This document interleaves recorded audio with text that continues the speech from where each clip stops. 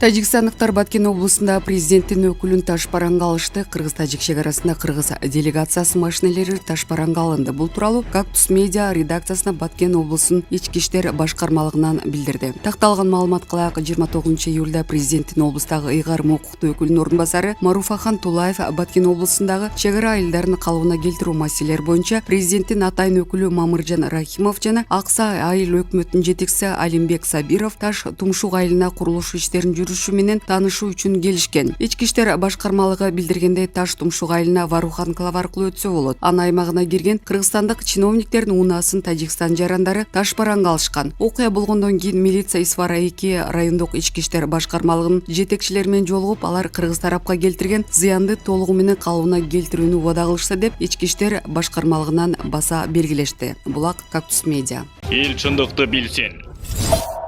Абактагы экс-президенттин уулу Кадыр Атамбаев депутат болду. Мурдагы президент Алмазбек Атамбаевдин уулу Кадыр Атамбаев Бишкек шаардык кеңешинин депутаты болду. Бүгүн Бишкек шаардык кеңешинин жаңы депутаттары биринчи отурумга чогулушту. Кадыр Атамбаев күбөлүк төш белги алып ант берди. Ал 11-июлдагы кайра шайлоодо 5 мандат алган социал-демократтар партиясынан келген. Булак медиа центр. Эл чындыкты билсин.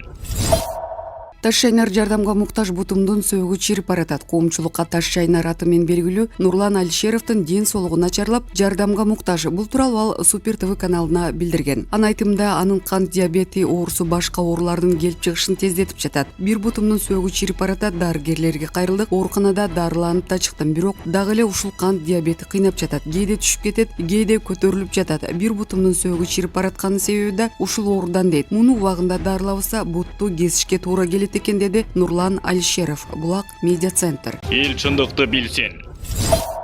Бүгүн Балыкчы шаарында сел жүрдү. Бүгүн 30-июль күнү таңкы саат 04:30 чамасында Балыкчы шаары жана Тоң районунун Кескенбел ашуусу Кара Тала Оттук айылдарында катуу жаап өткөн жамгырдын кесепетинен сел жүрдү. Бул тууралуу Өзгөчө кырдаалдар министрлигинин басма сөз кызматынан билдиришти. Маалыматка караганда турак үйлөрдү суу каптап, ички чарбалык жолдор жана арыктар кум шагылдарга толгон. Ыс көлдүн түштүк жагындагы трассанын 35-чакырымында жолдун айрым жерлери селден жабыркады. Ал эми көлдүн түндүк жагынан кеткен жол ачык. Жеринен көзөмөлдөө үчүн Өзгөчө кырдаалдар министри Ажикеев, Өзгөчө кырдаалдар министринин Ыс көл облусундагы башкармалыгынын башчысы Замирбек Жумагазиев чыгып кетишти. Азыркы тапта Балыкчы шаарда Өзгөчө кырдаалдар бөлүмүнүн 15 куткаруучу, 2 атайын техника жана Тоң районунун Өзгөчө кырдаалдар бөлүмүнүн 20 куткаруучу тазалоо иштерин жүргүзүп жатышат. Жабыркагандар катталган эмес. Булак турмуш кейжи. Эл чындыкты билсин.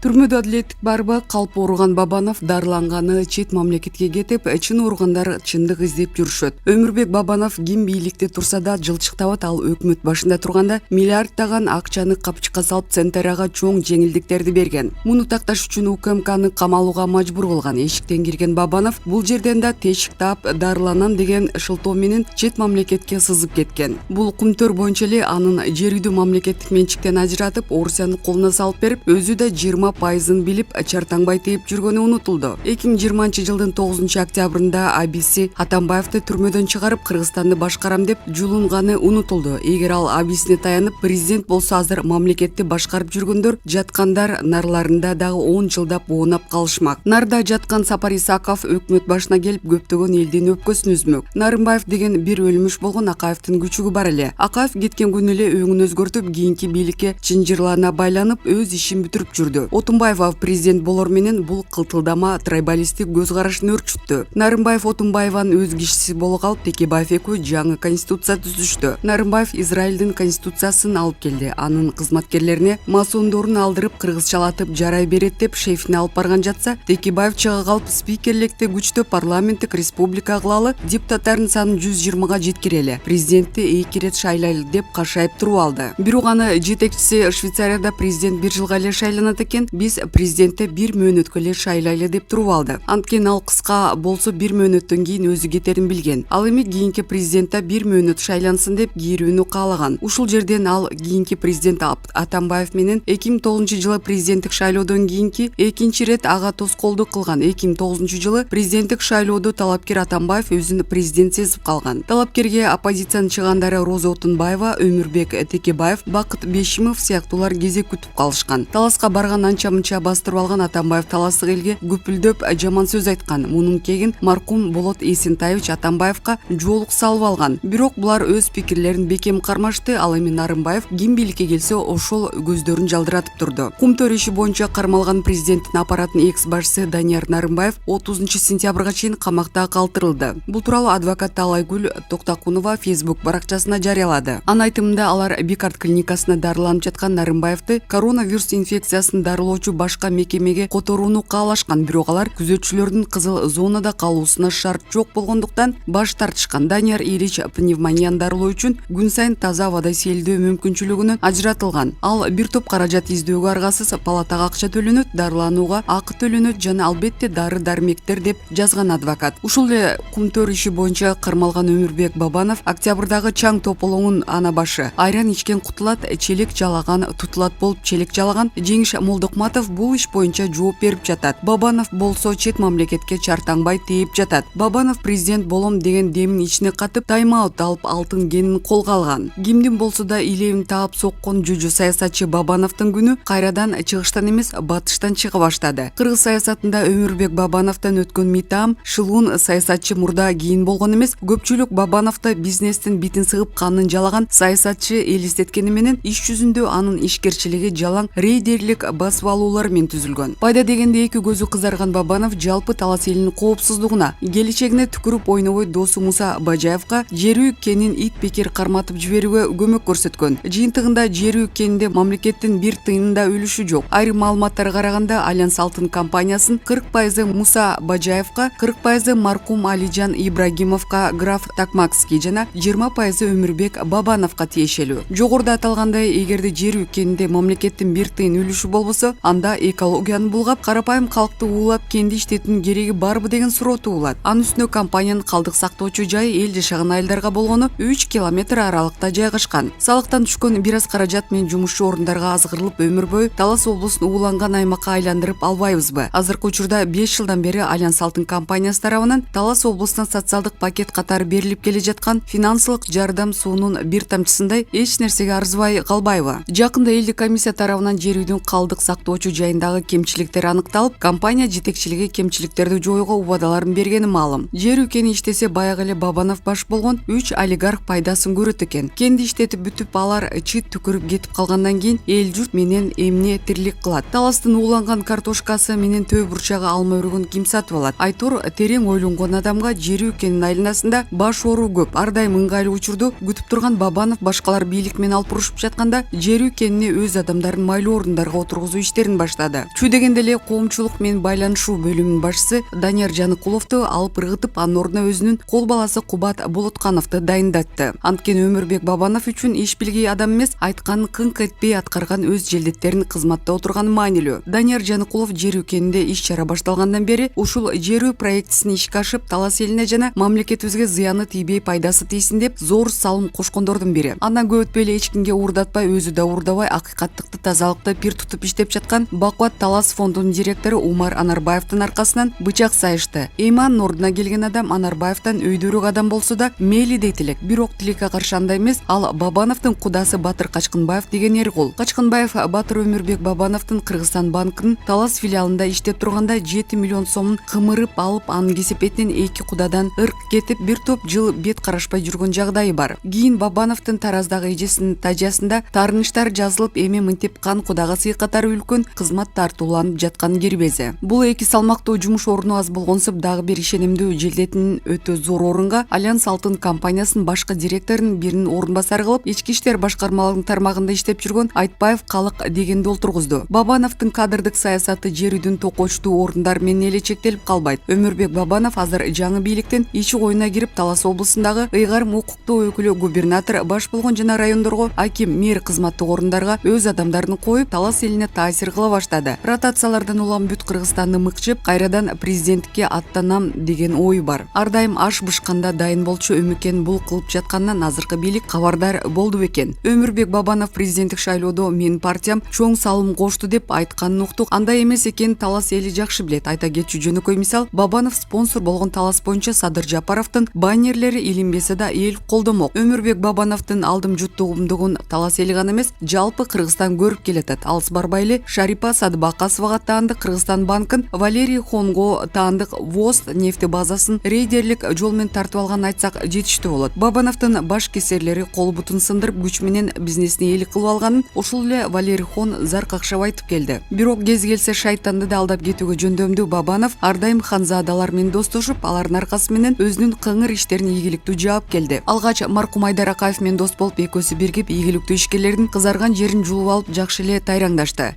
Кийин Айдардын доору бүткөндө Амалкой Бабанов тез эле Максимдин шилеке алышкан досу болуп чыга келди. Өмүрбек Бабановдун ити чөп жеп биринчи вице-премьердик кызматка чейин жетти. Көшүк артында Максимге таянып алып, баягы эле көнүп калган рейдерлик баскынчылыгын улантып жүрдү. Арийне, Максим экөөнүн орток бизнестерин баары Өмкендин колунда калган. Отунбаеваны Апчы, Атамбаевди Аби деп жүрүп, өзүн өзү билип, өтүгүн төргөй ийилип калган. Кыргызстандагы эң бай адамдардын саппашында турса да, башканы кой өзүнүн кичи мекени Чолпонбай айылына бир тоокана салып, же 1 метр жерин асфальттап берүүгө жарабады. Бабановдун элге берген тоодой болгон убадалар бир да аткарылбай, жыйынтыгында эл Өмкен депутаттыкка аттангандагы айттым аткарам деген ураанын айттым жегенин нормасын аткарам деген ураанга алмаштырып алышкан. Альянс Алтын компаниясы жылына 150 миллион сомду элге бөлгөндөн кийин ал элдин кызыкчылыгына жумшалышы керек. Таластын элине бөлүнүп берилген каражатты Бабанов менен анын кудасы Батыр Качкынбаевдин каалагандай калчаганга мүмкүнчүлүк түзүлдү. Булак Назар Ньюс. Эл чындыкты билсин.